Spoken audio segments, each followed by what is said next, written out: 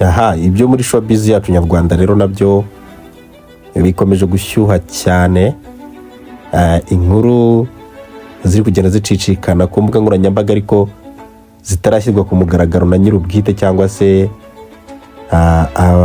abari kuvugwa muri iyi nkuru. Inkuru ivuga ko Kevin Kade, inshuti ya Element ndetse na The Ben Tiger, ngo yaba yamaze gutandukana na Element. Ayo ni amakuru atarashyirwa mu itangazamakuru cyangwa se ngo umwe muri bagira icyo bivuga, ariko ni inkuru zatangiye gucicikana. Element nyuma yo gutandukana na 155 AM ya Coach Gaia ndetse n'abandi bahanzi barimo na Bruce Melody, umwe mu bahanzi bakomeye cyane mu muziki nyarwanda ndetse bakuru no muri 155 AM, akajyana na The Ben ndetse na Meddy bagakorana ibitaramo, bagakorana amatuwa menshi cyane atandukanye. Ngo yaba Kevin Kade yamaze kumusezera akamubwira ati wowe Element warakoze kumfasha. Iyi nkuru rero ukuntu imeze, ngo Kevin Kade nyuma yo kumara ibihe byinshi cyane akorana umuziki na Element amubekinga, yaba ari Element ufite igitaramo akajyana na Kevin Kade akamubekinga, yaba ari Kevin Kade ufite igitaramo Element akagenda nka manager we, Element buragenda nka manager wa Kevin Kade bakajya mu gitaramo, ukabona na Kevin Kade ari kubyina ari kuririmba, umwe mu basore bazi gushyushya stage i Kigali. Hano birazwi Kevin Kade umwami ya stage yayigezeho arayishwanyaguza. Ngira ngo mwabonye ibyo yikoreye muri Giant of Africa, aza BK Arena yose igahaguruka ikajya hejuru we na Sheryl Silver, ibintu byari biryoshye cyane. Kevin Kade rero ngo yamaze kwikeba ku rutugu asanga arashoboye. Nyuma gusanga rero ko ashoboye, niko guhitamo kubwira umugabo wamufashije, umugabo wamukoreye ibintu bikomeye cyane mu muziki we, mu rugendo rw'umuziki, Element, umuproducer uri mu bambere bakomeye muri kano gace k'iburasirazuba bwa Afrika, East Africa.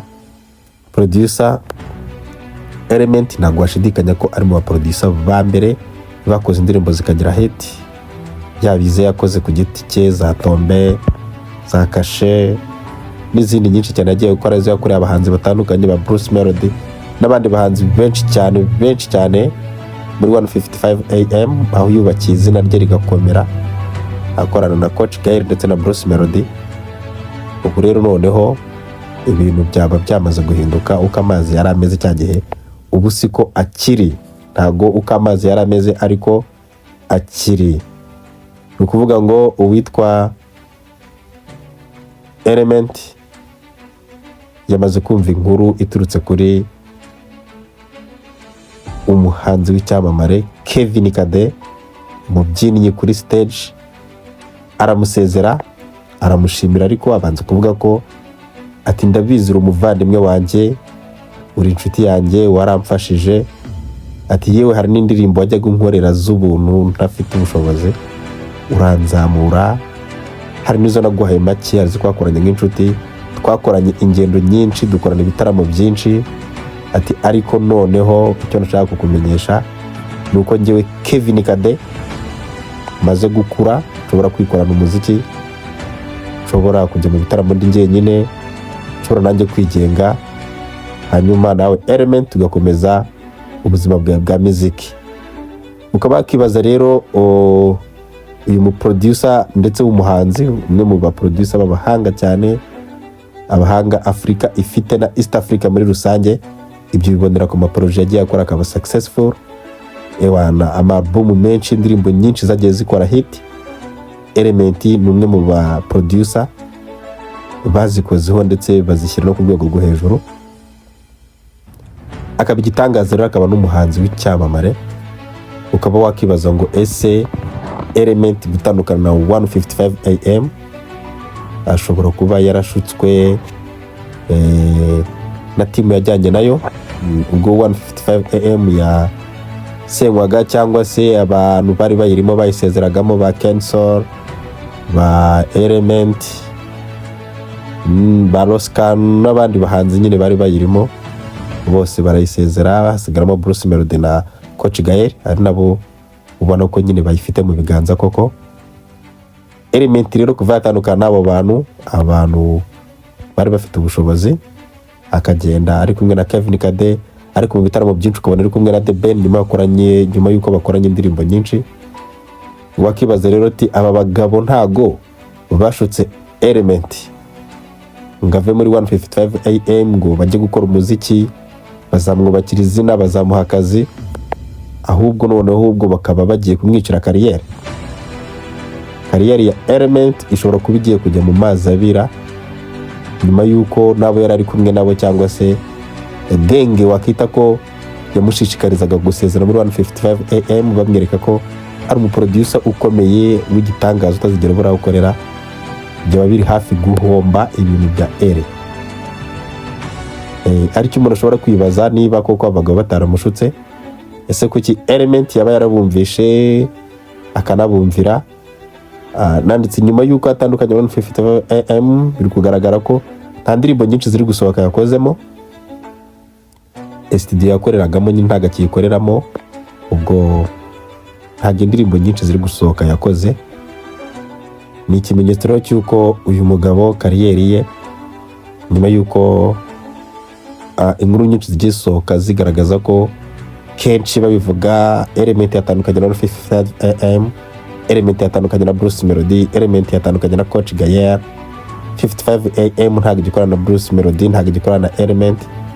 Amagambo nk'ayo nyine yagiye akorwaho inkuru nyinshi cyane kugeza umunsi ubwo koko inkuru yabaye impamo, Element na 155 AM babyuka batandukanye. Bivugwa mu bitangazamakuru byinshi ko yasezeye ku bushake, kuko no yari amaze kuba umuhanzi mukuru, ariko agiye gukora mu minsi mike yatumubona mu bitaramo bitandukanye, ari kumwe na Ben ndetse na Kevin Kade, bakora hit nyinshi cyane muri East Africa, barakata muri Africa hose, mu Rwanda, bajya no muri USA.